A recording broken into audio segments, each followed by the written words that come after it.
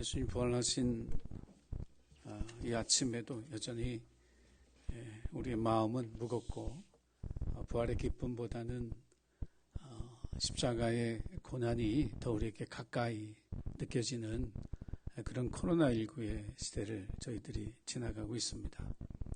초대교회 교인들은 그 환난과 고통과 고난 속에서도 예수님 부활하셨습니다.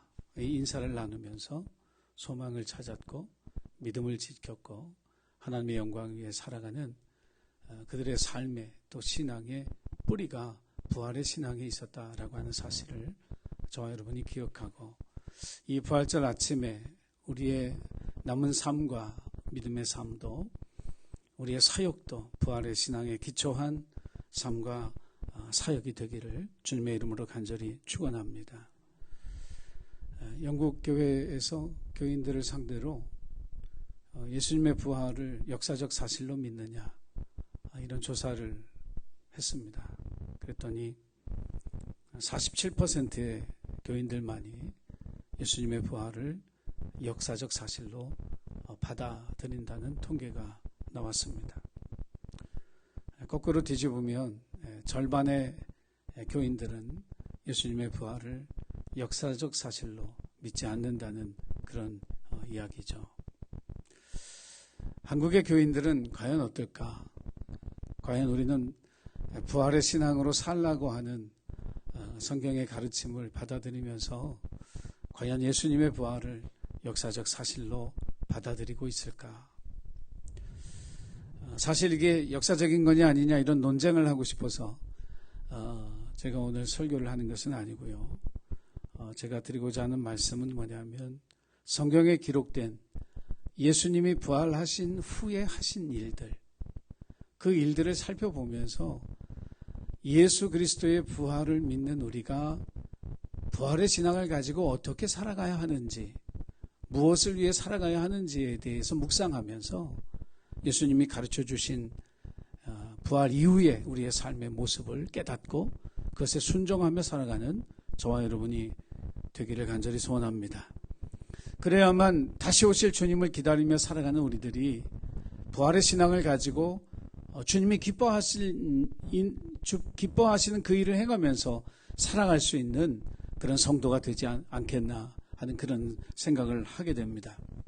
본문의 말씀을 읽어보면 예수님과 가까이 지냈던 사람들조차, 제자들조차 예수님의 부활을 확신하지 않았다라고 하는 사실을 우리가 발견하게 됩니다.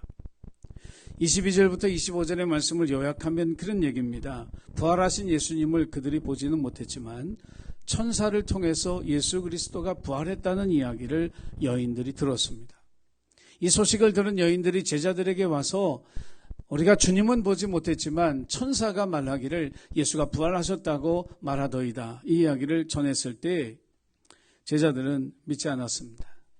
몇 사람이 무덤으로 뛰어갔지만 그런 일이 일어났나 보다. 무덤의 돌문이 열려지고 예수님을 쌌던 세마포 옷이 벗겨져 있는 것은 보았지만 예수님이 정말 부활하셨다라고 하는 믿음의 확증을 그들이 갖지 못했다라고 하는 것이죠. 이 말을 반증하면 여전히 이 제자들은 눈으로 보고 믿는 어린아이 같은 신앙의 단계에 머물러 있었다라고 하는 사실을 깨닫게 됩니다. 요한복음에 의하면 제자들이 한 방, 갇혀진 방에 있을 때 예수님이 그 방에 나타나셨습니다. 근데 마침 그 자리에 없었던 이 도마는 다른 제자들이 부활하신 예수님을 우리가 만났다고, 그 주님이 우리에게 말씀하셨다고, 평안하라고 하셨다고 아무리 이야기를 해도 믿지 않는 거예요. 내 손으로 만지기 전에는 믿지 못하겠노라. 이야기하는 도마의 모습을 요한복음은 증거하고 있습니다. 3년이나 같이 하나님의 말씀을 배우고 하나님 나라의 사역을 동역했던 그들이 제자들의 말, 자기 친구들, 자기 동료들의 말보다 자기 손의 감각을 더 신뢰하는 사람이었다는 사실을 성경은 우리에게 가르쳐 주고 있습니다. 예수님을 믿고 살아가는 오늘 우리에게 도마처럼, 어쩌면 다른 제자들처럼 우리도 믿음의 삶에 실패할 수 있습니다. 믿음의 확신 없이 교회를 다니고 성경을 읽고 기도를 하는데 정말 믿음의 확신 없이 그렇게 신앙생활 하는 척하는 그런 그리스도인으로 살아갈 수도 있습니다. 하지만 성경은 우리에게 눈으로 보고 믿으라고 이야기하지 않았습니다. 손으로 만져보고 믿으라고 이야기한 적이 없습니다. 성경은 우리에게 보지 않고 믿는 믿음의 귀함을 가르치고 있습니다. 히브리서 11장 1절에서 성경은 믿음은 바라는 것들의 실상이고 보지 못하는 것들의 증거라고 우리에게 선포합니다. What we do not see, 우리가 보지 못하는 것이지만 확신하는 것, 이것이 믿음이라고 성경은 우리에게 이야기하고 있는 것입니다. 우리에게 그 믿음이 있어야만 우리를 둘러싼 이 세상의 상황들을 이겨내고 믿음으로 승리하며 나아가는 그 삶을 살아가게 될 줄로 믿습니다. 25절부터 27절까지 우리가 읽은 본문의 말씀을 보면 부활하신 예수님이 제자들에게 말씀을 풀어서 가르치시는 장면이 나옵니다. 부활하신 후에 하실 말도 많고 하실 일도 많지만 예수님이 엠마오로 가는 이 두 제자들을 찾아가셔서 그들과 함께 이야기 나누면서 하셨던 첫 번째 사역은 뭐냐면 성경을 풀어주시는 거죠. 하나님이 약속하신 약속의 예언대로 부활하셨음을 그들이 믿지 못하는 것이 안타까워서 그 말씀을 믿는 믿음 위에 서라고, 너희의 신앙을 눈에 보는 것, 손에 잡히는 것에 두지 말고 이 신앙의 뿌리를 하나님의 약속의 말씀 위에 두라고 그 성경을 풀어 가르치고 있는 것이죠. 오늘 부활의 신앙을 가지고 살아가는 우리들에게도 부활하신 예수님이 우리에게 찾아오신다면 무엇을 하실까? 예수님은 말씀을 풀어 성경을 우리에게 가르치시라고 믿습니다. 그래서 우리의 믿음이 이 현재적인 상황 속에 매몰돼서 상황에 쫓기고 상황에 따라 변하는 믿음이 아니라 말씀의 깊은 뿌리를 내리면서 어떤 상황 속에서도 어떤 문제 앞에서도 요동하지 아니하는, 견고하게 담대하게 서는 그 믿음이 되어지기를 원하시는 그 주님을 우리가 이 부활하신 예수님의 첫 번째 사역의 모습 속에서 발견해야 할 줄로 믿습니다. 코로나19로 교회에 멀어진 이런 삶을 우리가 살고 있죠. 저희 교회도 한 1년 정도를 교회를 못 나오는 그런 분들이 있어요. 과연 그 믿음이 교회를 이렇게 오래도록 나오지 않고도 견고할까, 무너지지 않았을까, 참 두려운 일입니다. 이런 때를 위해서 하나님께서 교회를 공동체로 만드신 줄로 믿습니다. 믿음과 사랑의 공동체죠. 서로의 믿음을 격려하고 서로의 아픔을 위로하는 공동체, 이것이 교회입니다. 이런 시기에 그 교인들에게 이 전화하는 것도 목사나 사모는 굉장한 부담을 느낍니다. 전화를 해야 되나 말아야 되나를 몇 번을 망설입니다. 문자를 보내야 되나 말아야 되냐, 이게 몇 번이고 망설여지는 그런 시대를 저희가 살아요. 교회가 믿음의 공동체라면 이런 목회적 어려움을 안고 있는 목회자를 위해서 우리 장로님들, 권사님들, 또 직분자들이 목회 동역자가 되어야 할 줄로 믿습니다. 믿음의 공동체 안에 속해서 신앙생활을 하다가 코로나19 때문에 이제 떨어지고 이 공동체에 속한 예배를 드린 지가 아주 오래되어져 가면 그 연결의 끈이 얼마나 약해질까? 이것이 쉽게 끊어지는 그 줄이 되어지지 않겠는가? 이것을 어떻게 붙잡을 것인가? 우리가 해야 될 일이죠.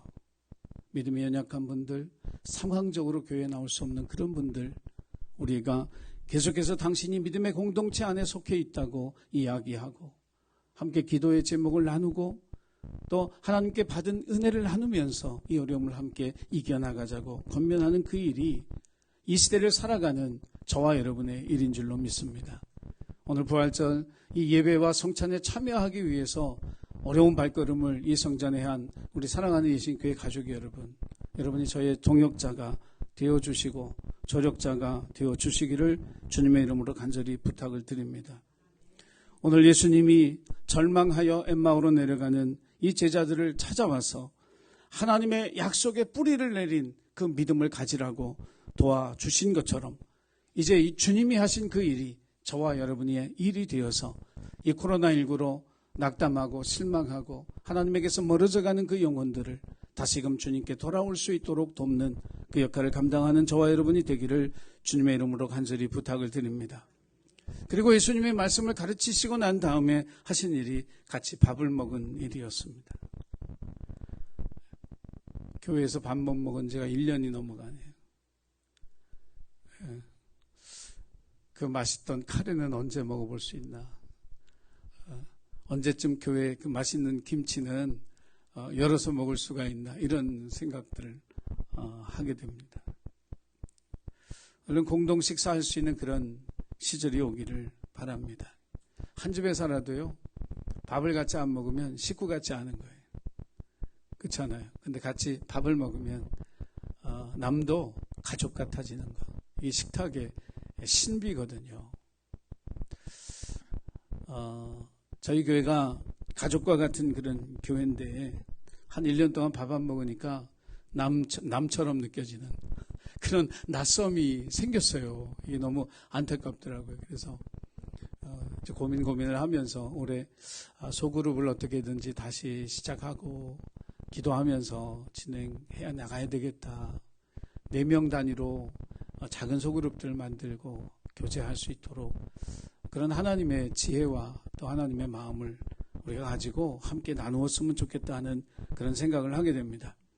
자, 30절 말씀에 보니까 이렇게 쓰여져 있습니다. 그들과 함께 음식 잡수실 때 떡을 가지사 축사하시고 떼어 그들에게 주셨다.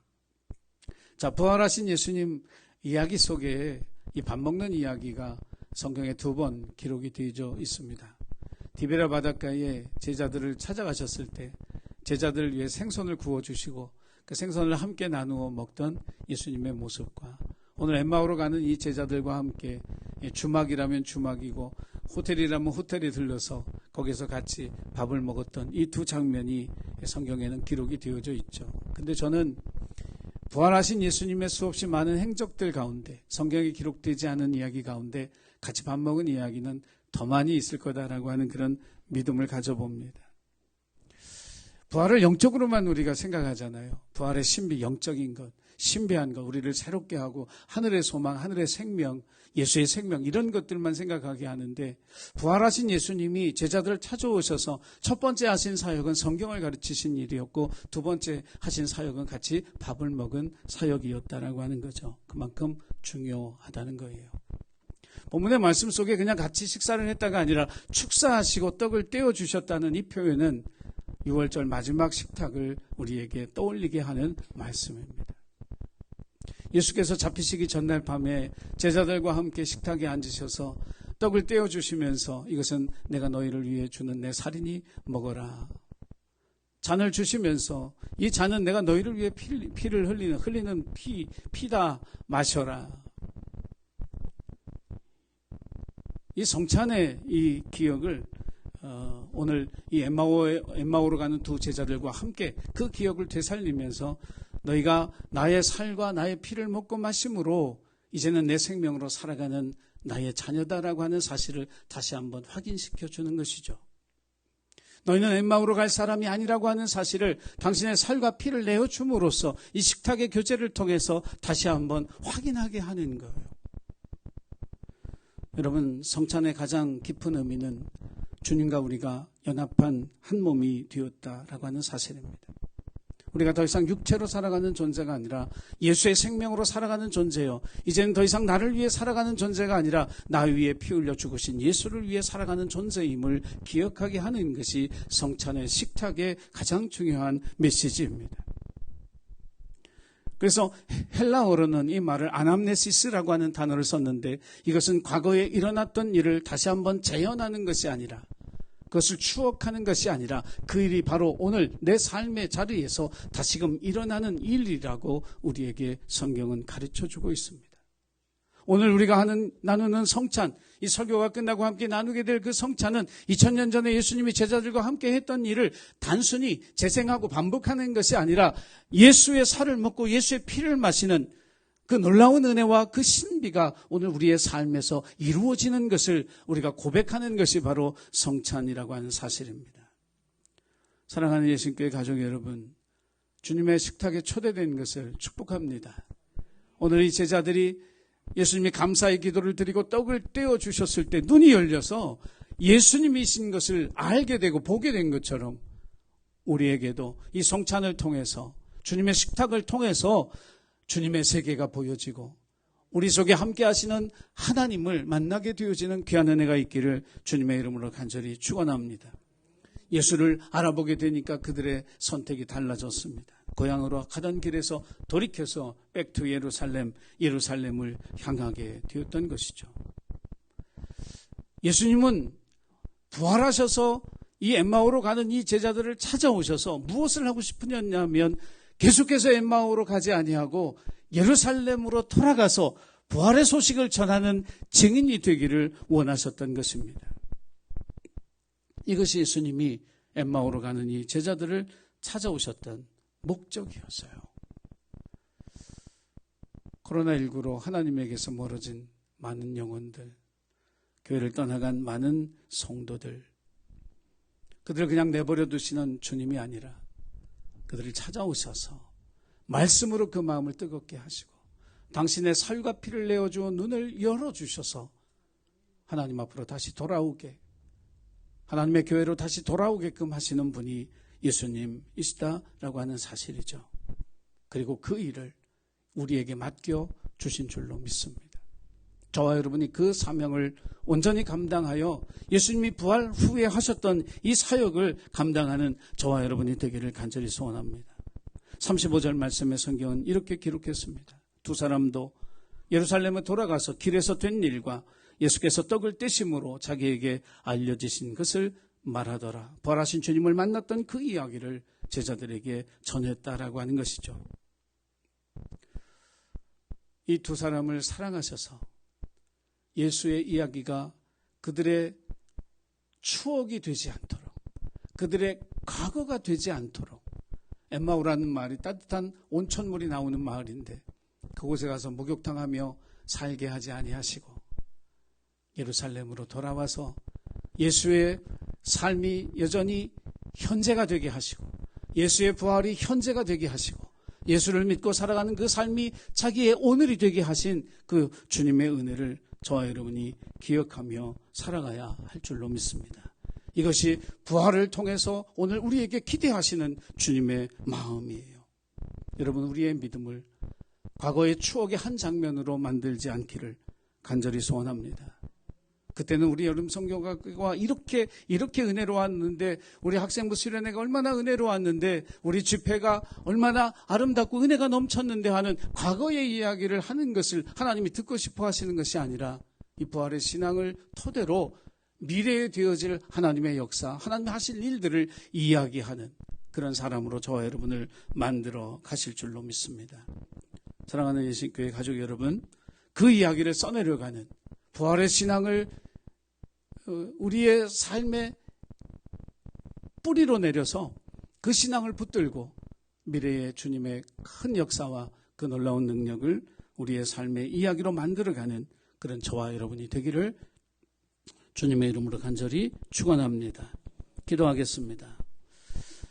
사랑의 주님, 부활 후에 엠마오로 가던 그 제자들을 찾아오셔서 성경을 풀어 깨닫게 하심으로 그들의 마음을 뜨겁게 해주시고 주님의 살과 피를 내어주어 먹고 마시게 하며 그들의 눈을 열어 예수의 부활하신 예수를 알아보게 하셔서 그들을 다시 예루살렘으로 돌아가 부활의 증인이 되게 하신 주님, 우리에게도 동일한 은혜가 있게 하여 주시고 이제 하나님을 또 교회를 떠나갔던 영혼들을 찾아가는 발걸음이 되게 하여 주옵시고 성경을 풀어 가르치는 그런 마음을 우리에게 주시고 주님의 것을 나누는 삶을 통해 살아계신 하나님을 간증하고 증거하는 주의 사랑하는 자녀로 살아가는 우리 모두가 되게 도와주옵소서.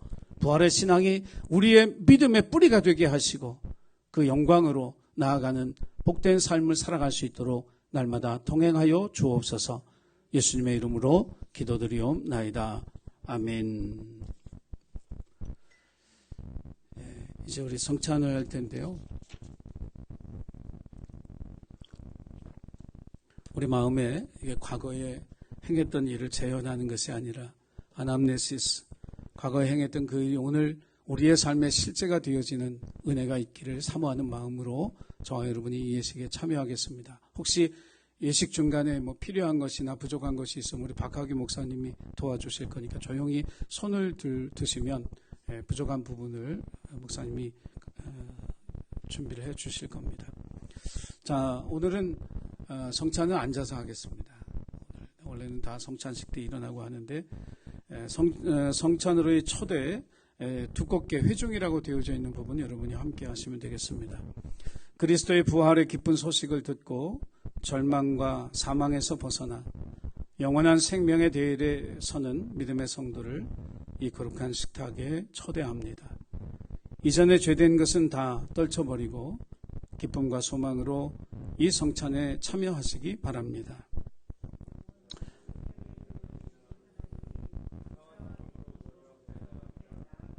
주님께서 여러분과 함께 마음을 드높여 하나님의 구원의 역사에 감사를 드립니다. 아멘.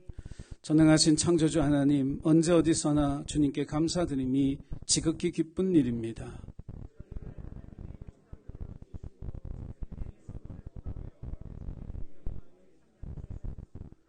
때로는 저희가 주님에게서 멀리 떠나고 말씀의 법도를 벗어나 살 때도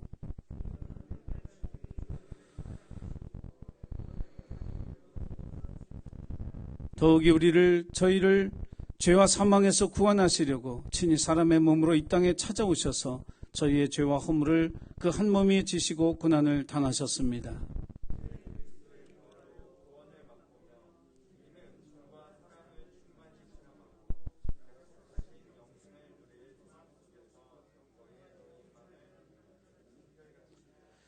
이 땅의 온 백성과 하늘의 거룩한 성도와 천군 천사들과 함께 주의 이름을 찬양합니다. 기도하겠습니다. 하나님, 우리는 이 시간 우리 주님의 찢기신 살과 귀하신 보혈을 받습니다. 우리를 위해 자기 일을 희생하신 고마우신 주님 앞에 부끄러움 없는 삶을 오늘도 내일도 살아갈 수 있게 하옵소서. 이제 주님께서 약속하신 성령을 내리시어 이 식탁을 성별하시고 이 떡과 잔이 그리스도의 몸과 피가 되게 하사 우리 영원한 생명의 양식이 되게 하여 주시옵소서. 이를 먹고 마심으로 그리스도의 새로운 몸을 입어 세상을 변화시키는 능력으로 살게 하옵소서. 예수님의 이름으로 기도드립니다. 아멘. 우리 찬송가 231장 함께 찬송하겠습니다.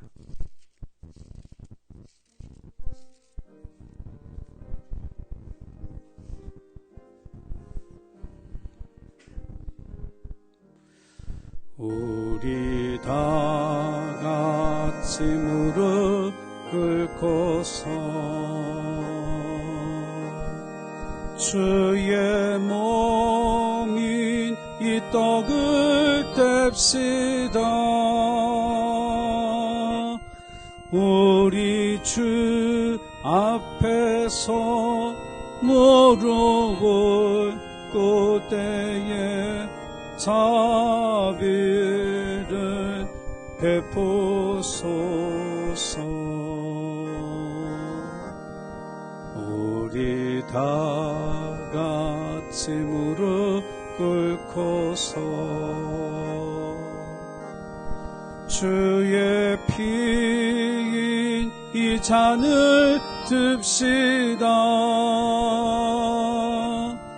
우리 주 앞에서 무릎을 꿇을 때에 자비를 베푸소. 아멘. 2절까지 찬양했습니다. 자, 이제 앞에 있는 성찬 분급 키트를 뚜껑을 열어 주시기 바랍니다.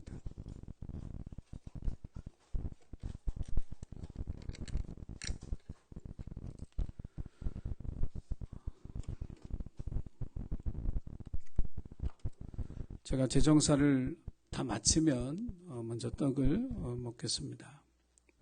주님께서 당신의 몸을 내어주시던 밤 떡을 손에 드시고 감사 기도를 드리신 다음 떼어 제자들에게 주시며 말씀하셨습니다.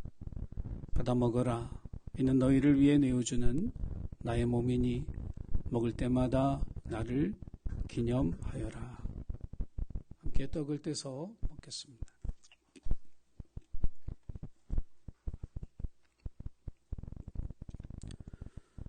식후에 주님께서는 잔을 드시고 감사 기도를 드리신 후에 제자들에게 돌리시며 말씀하셨습니다. 이 잔을 마시라. 이는 죄사함을 얻게 하려고 많은 사람을 위해 흘린 새 언약의 피니 이를 행할 때마다 나를 기념하여라. 잔을 마시겠습니다.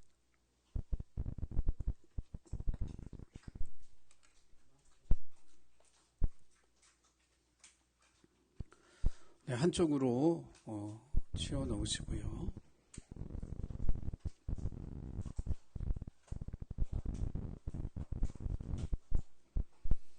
마침 기원하겠습니다. 회중과 함께 합니다.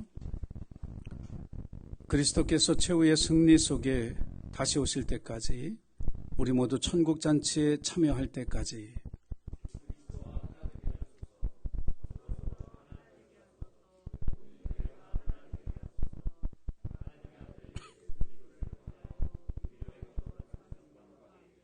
모든 영광과 존귀가 영원하도록 전능하신 아버지께 있사옵나다. 아멘. 평화 인사하겠습니다. 주님의 평화가 여러분과 함께, 우리 전후좌우의 성도님들과 함께 인사합니다. 주님의 평화가 함께하기를 바랍니다. 주님의 평화가 함께하기를 바랍니다. 기도하겠습니다. 연약하고 완악한, 부족한, 불완전한 저희를 위해 대신 죄의 짐을 지시고 십자가에 죽으심으로 우리를 거룩한 하나님의 자녀 삼아주신 예수 그리스도의 은혜와 은총을 날마다 우리의 삶에 기억하는 저희들 되게 하여 주옵소서. 하지만 우리가 부족하고 미련하여 주님의 은혜를 잊어버리고 살 때가 얼마나 많은지 오늘 이 성찬 예식을 통하여 다시금 주님의 살과 피를 먹고 마심으로 예수 그리스도와 연합한 자로 주님의 생명으로 주님의 손과 발이 되어 살아가는 존재임을 깨닫게 하시니 감사를 드립니다. 이후에 우리의 삶에서 부활하신 예수 그리스도의 소망과 생명과 그 영광이 아름다운 열매로 맺어지게 하시고 나를 위해 죽으신 주님의 고난과 우리의 영광이 되시기 위해 부활하신 예수 그리스도의 부활을 우리의 삶에 기억하며 살아가는 하나님의 거룩한 자녀가 되게 하여 주옵소서. 감사드리며 예수님의 이름으로 기도드리옵나이다. 아멘.